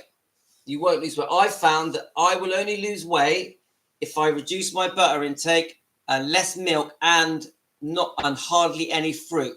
As soon as I stop the fruit, I notice I get a bit slimmer. As soon as I bring the fruit back in, I only tend to have 1 or 2 pieces of fruit a day. But as soon as I bring it in, I do notice my weight doesn't drop. So, because I lost nearly 2 stone in 6 weeks. No, jelly really doesn't have fruit places in it. It's more of a spread like Jello. Yeah, isn't it just full of sugar, guys? Isn't it just full of sugar? This is choline. Anything full of sugar is a no-no. And don't forget, even the sweeteners and the sugar replacements, it's not good for you guys. And you know, you get these drinks that say no added sugar. It's not good because they tend to use fructose instead, don't they? Yeah. So you've got to learn to stop your body craving the sweetness, because your body will crave sweetness. And it's tough, mine. Sometimes I'll put a bit of honey in my coffee. I haven't today. So Naja, right, are you sure that the source you're looking at is correct about his diet? There's a lot of his floating about his diet out there. Are you sure that the source you are looking at is correct? No, Felina, no, I don't think it's correct. If you're talking about the bit I've just read out to you, no, I think it's rubbish. I think almost every word of that write-up was crap. Would he have needed a colostomy bag? Probably. If they removed his colon, yes. They can do it temporarily, so they can. This is how my friend Nick died. Nick, you know I love you, but this is how my friend Nick died. They removed the upper colon. They gave him 2 colostomy bags, and they said once the wounds had healed, that they were going to remove the colostomy bags and reconnect the tubes, but he didn't survive. He didn't survive. Right, Naja. Let's have a look.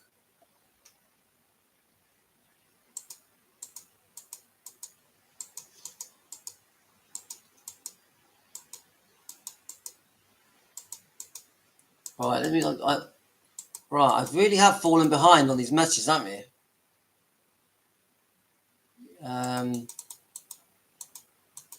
Right, Naja. So, Naja, yes, Dr. Nick. Tracy. Dr. Nick recommended a colostomy bag operation, but Elvis did refuse. Well, that might have finished him off, Tracy. What do you think? Very good. So what is it? Sauerkraut is very good for you. What is it? A fermented cabbage. Yes, but not too much. Look up oxalates. Yeah, it's very important. If you're going to eat fruit and veg, eat locally sourced fruit and veg that is ripe at the correct time of year. Don't eat this stuff that has been on a shelf for 6 months that was made in a different country. Locally sourced fruit and veg that is ripe and in small amounts. Right. Let's have a look. We were raised on Elvis. A southern diet is okay, as long as it's cooked in the right stuff, cooked in its own fat, not in fake fats, not in vegetable oils and seed oils and margarines, those kind of. If it's cooked in proper natural oils that come out of animal fats, I think a bit of olive oil, coconut oil, avocado oil is good as well. If it's cooked in fats that are poisonous, because the wrong oil, you eat the wrong oil, and it's poison. It is poison. So I think a southern diet is good because there's a lot of meat in southern diet, isn't there? Like especially chicken. It's great, like ribs and etc. But It has to be cooked in the right stuff. He was bloated from fluid buildup, not fat. I agree. And not just fluid buildup, Felina. He was inflamed. His internals, his colon was inflamed. It was all, and you've got to remember why your body gets inflammation. Sugar is a massive cause of inflammation, just so you know, guys. Even fiber can inflame you, yeah? But if you eat the incorrect foods and your body doesn't like it, everything will inflame, including your brain. That's why you get headaches, yeah? Including your joints. When you get very achy joints, you think it's because you're getting old. It's not because you're getting old. It's because everything's getting inflamed by the sugar.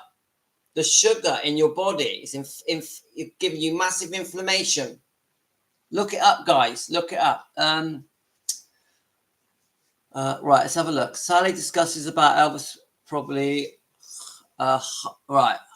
Hirschsprung disease, no nerve endings. Okay, on the colon. I don't know about that. Maybe that's in the Destined to Die Young book. Can't blame him for refusing the bag, especially if option 2 was more medication. But Dr. Nick and the doctors should have persisted on the up. I don't agree, Nadia. I don't agree. I don't think you should start chopping people out insides out. Don't let a doctor cut you up unless you've done a lot of research, Nadia. It's very important because there's no going back.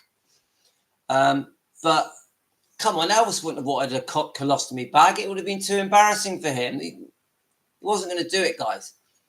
You can see it a few months before his last concert. Yeah, you can. You definitely can, Colleen. Felina, Elvis had a photographic memory. He memorized everything he read. And I've heard that when he did the film scripts, I actually watched it yesterday. Who was it? It was one of his co-stars. I think it's from Love a Little, Live a Little. She said that he knew everyone's lines. He knew everyone's lines. She did say that the way you do it, it's not that you read the whole script front to end. It's just on the day of filming, you just learn the script of the day. So on that one day when they're filming, Elvis would learn everyone's lines just for that day. It's not that he knew the whole book, but did he have a photographic memory? Maybe. He had a defective colon, born without nerve endings. It's very possible, Felina. I haven't read the book, but very possible. You know, Destined to Die Young, it's all in there. So Jane, anyone who puts Elvis down about his weight is not fair. I have read the book as well. We know on this channel, guys, that the way Elvis is portrayed is so unfair. It is so unfair. It drives me mad. And that's why we're here, guys. So Tracy, we have to remember that in the 70s, medical knowledge was much more limited. No MRIs back then. Dr. Nick could only use x-rays to determine what was wrong with him. I know what you're saying, Tracy, but I think even now there's a lot of mistakes being made in the medical industry, a lot of mistakes. And we are over-medicated, as you know, Tracy. We are massively over. These doctors are getting commissions of the medicines they're prescribing. Now, how can that be right? Yeah. Don't forget, we are being told by the doctors that to not eat too much meat, not eat too much eggs, not eat too much butter, things like that. And it's not even correct. It's wrong. We're being told to eat a balanced diet, which includes many things that turn to sugar that are causing inflammation in our bodies, making us all ill, giving us all type 2 diabetes. So the medical industry at the moment has got it all upside down. It's got it all back to front. And that's why we're getting so ill, guys, because we're following medical guidelines that have been promoted for the last 70 years, and they're incorrect. So we're all dying in our 60s, 70s. That's not good enough. If you eat the right food, you'll live to 100. So I'm very passionate about the incorrect way that we are being advised on how to eat and what foods are good for us and bad for us. We're not being told the truth. So anyway, that's a separate story. Elvis would have had better chance to prolong his life today. I don't know, Nadia. I tell you now, I'm not sure if that's true because I actually think a lot of the advice we get from doctors is wrong. So go to a real doctor and say what the doctor says. No, those doctors are full of it. My doctor, right, listen to this. A year ago, my doctor said to me, you are about to become type 2 diabetes. And I said to him, well, what do you think I should do? How can I get better? And do you know what he said to me? Stop having sugar in your tea. Stop having sugar in your tea. He did not say one thing about changing my diet. He did not tell me that eating meat and eggs and fish will help improve my digestive system and lower my blood sugars. He did not say. My doctor did not fix me. My doctor made me come home, and I was scared for my life. Thought I was going to have a heart attack, guys. I thought I was going to have a heart attack. Yeah, it was me doing my own research and learning about the correct way to eat, carnivore diet or keto diet, learning about the foods that I shouldn't eat, and I made myself better. Look at me, guys. I'm 57 on July the 10th. I was born in 1967. Look at me. There's no fat belly. I'm not ill. I am completely healthy on no medication. Look at my skin. Remember, I am 57 in 2 weeks. And it was because I did my own research and found out the correct way to eat. So seriously, guys, don't believe every word your doctor tells you, because I'm telling you, it might not be helping.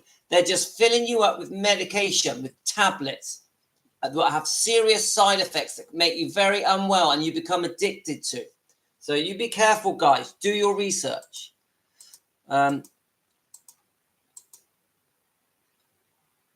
Yeah, stay away from white bread. 100%. White, all brown bread, all granular bread. It's all bad for you. Do not eat it. All wheat. Anything that is wheat-based is bad for you. So that includes pasta, rice, cereals. They're all bad for you. Do not touch them. You don't even need breakfast. Just eat twice a day. Do not snack. Right. So, Colleen, planning a trip to Graceland with 4 generations of my family. Even my 16-year-old niece loves him. Oh, I'd love to come. We're all going on my 60th birthday. So, July the 10th. Did we work out that was 2027? So, I'm 57 on July the 10th. So, in 3 years, on my 60th birthday, I'm going to meet you all there, guys, at Graceland. I'll see you. Just jumping in to say hi. United we defend. Yes. Come on, Gio. All meat is more than double price. All right, I understand. It's different in Switzerland, isn't it? Right, let's have a look. Right, I'm just trying to get through these messages. Then I'm going to go and have some dinner. Let's have a look. Well, actually, no, I don't eat until 1:30. So I'll probably go for a run and do a bit of exercise. Let's have a look.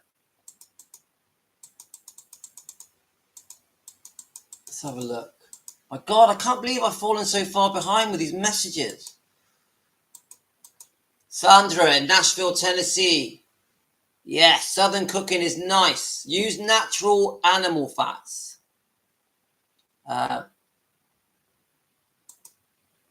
All meat is more... Right, okay, we're getting there. We're getting there, guys. And hi, Sandra. Hope you're well. She'll be back. She was in a mood with me yesterday. She thought I was bad-mouthing Elvis, which I would never do. So we have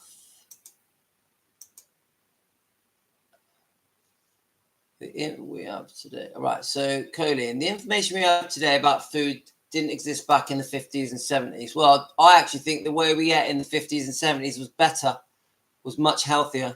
I think now it's much worse. All the processed food that we're all eating now is disgusting. I'm back after being. I'm back on the internet after living in the middle of nowhere. Maxine, welcome back. It was, Jane, food was different. It was better. It was much more natural. Much more natural. The way we're eating now is wrong. The whole world is being poisoned slowly. 6 sugars in a drink, maybe more, Gail, maybe more. I've heard that in a small Coke, there's 10 sugars. Born with no nerve endings, destined to die young. I was born with some, yeah. It's a brilliant book. It's a brilliant book, right? He probably only had IBS, but all the ups and downs ruined his bowels. I don't agree with that. I think Elvis had many medical conditions, and I don't think it was the tablets that caused him all the serious colon problems and heart problems and lung problems and his breathing problems. I think if you look into the book Destined to Die Young, which goes into how ill Elvis was and how he inherited and genetic problems from his mum and his grandparents, I think it's a different story. Come on. How many people do you know that have died from taking sleeping tablets and uppers? I don't think so. Now, do I think they didn't do him any harm? Of course not. Because there's side effects to all medication and all tablets. But did it cause him to have heart and lung issues and colon issues? I don't think so.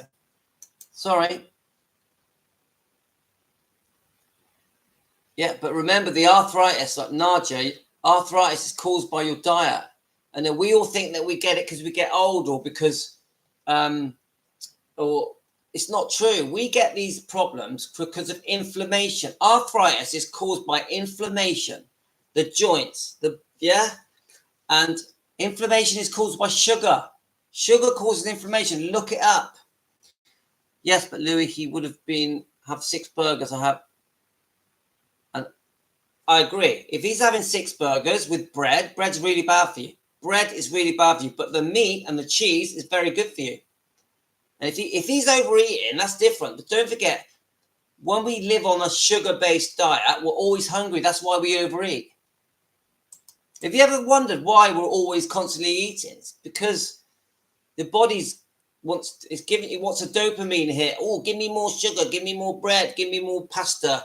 Yeah, give me a pizza, give me a chocolate bar, give me a donut. That's what your body's always doing. Give me more. You don't get that on meat and eggs. In the book, Gladys and Elvis states that as a toddler, he couldn't pass his waist as she had to help him. I believe that, well, I'd have to know what he was eating, Tracy.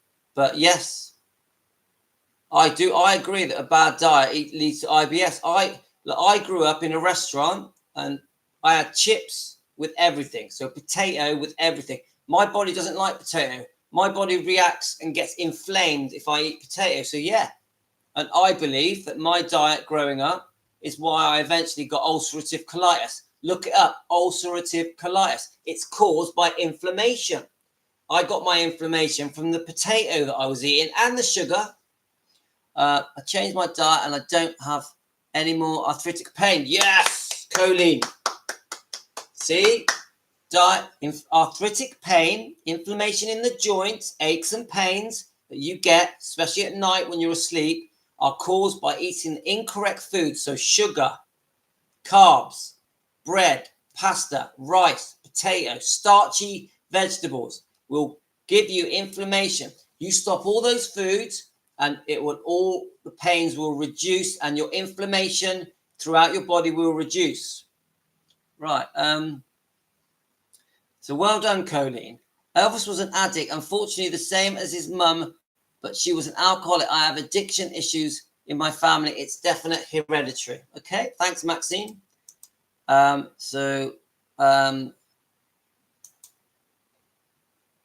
Gail is... Right, let's keep looking. Jane, they told me I had the flu and it was lung cancer. What? Doctors can be wrong, guys. Doctors can be wrong. Now we are... Yes, Dr. Louis. Boosh. Gail, you are cheeky. You're a cheeky lady. Right.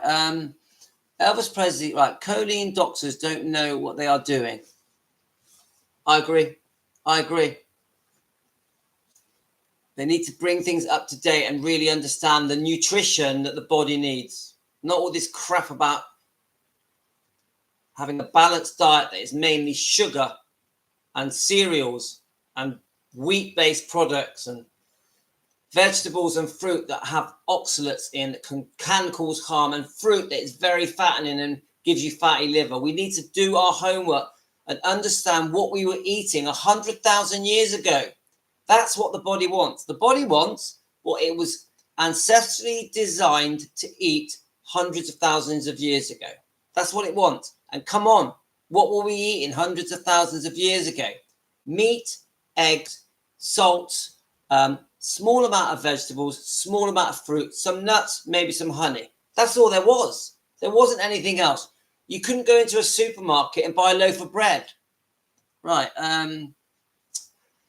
In the 60s and 70s, it was very different than it is now. So anything about smoking, eating, I agree, smoking, obviously. Whew, I think smoking killed my father. Eating and drinking excess. So we didn't know what the right was right and wrong. Eileen, you're right. You're right. Maybe, yeah, choline, yeah. I think if you overeat them, yeah. Again, look up oxalates, choline. Good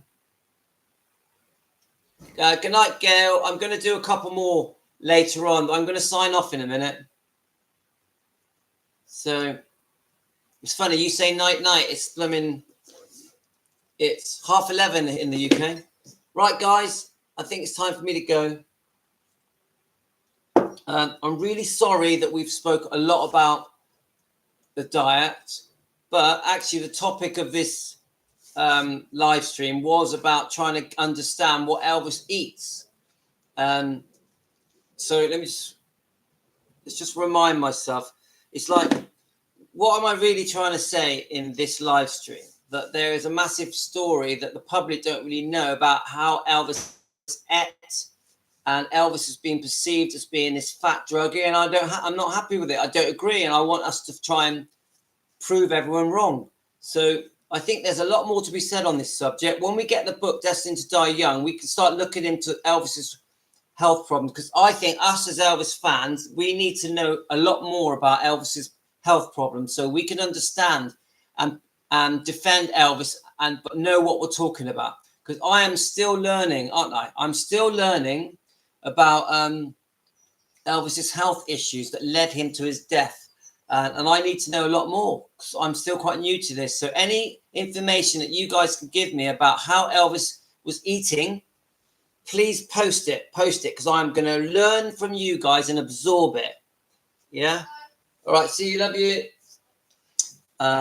Right, so... Okay. Gail, I'll tell you what, Gail, you're so cheeky. I've got used to you now, so I accept your cheekiness. Thanks, everyone. All of you, sending you love. I've enjoyed this. It's been very, very interesting. And I always love talking about Elvis. We are here to defend Elvis. We're going to do this. Searching for the truth. So if you want to subscribe, please subscribe. Hit the notification bell so that you get a reminder when I go live. If you want to join, be a member of my channel, just click join. And if you want to buy me a coffee, there's a buy me a coffee button as well. Thanks, guys. I've had a great time, and I'm coming back later. All the best to you. I'll give you all a wave. And thanks, Patricia and Colleen and Gail. And there's a few new people like Jane. And we've got Geo. And there's a lot of names here to go through. And Teresa. I'm just trying to quickly scan through them. Patricia, Eileen, Nadia, all of you. Just thanks a lot, guys. You know, Tracy. I'm just Cat Girl. So come on, have I missed anyone? Philomena and Stacey. Was Stacey been on today? I don't think Stacey's been on. Oh yeah, Annie. So Louis, look up the Market Patricia's channel, the video, his disease. I will definitely do that. Thanks a lot. All the best, Annie. Everyone, have a great day. Thank you, everyone. Bye.